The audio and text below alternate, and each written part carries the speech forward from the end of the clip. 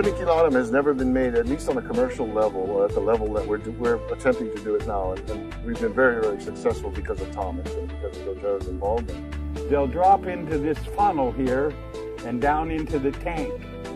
The tank will fill up with water and the oil will be at the top. And I draw the oil off right here. It was very difficult because everybody in the world was saying, well, it's just another species, it's this, it's that.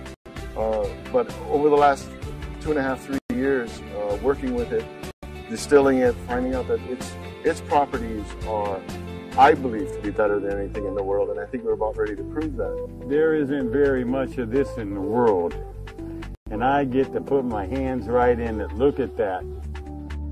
This holds 700 pounds of sandalwood chip.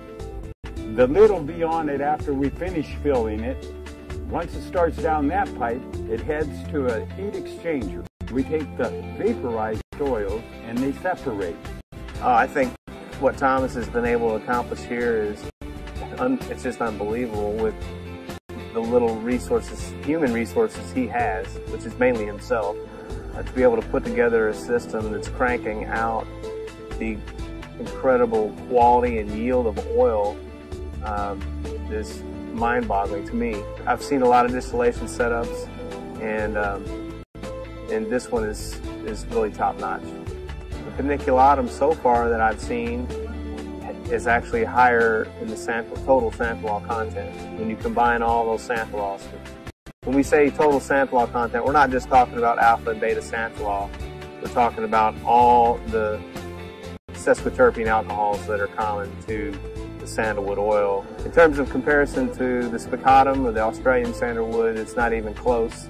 This blows it out of the water, so we don't even bother comparing it to that. You got to look at what goes into the production of this, from lifting whole trees out by helicopter, which is how they do it in some of the cases here in Hawaii, and then the process of removing the sapwood, getting to the heartwood or getting to the root bud, and then chipping it up into little tiny pieces by the time it makes it to the still, and then the amount of fuel that's required and energy that's required to get the oil out of the actual wood over a distillation period of days. You can understand why it's so valuable. This represents, in this bottle, in terms of once it's bottled in small bottles, this represents $14,000. When you think about that, it's quite amazing.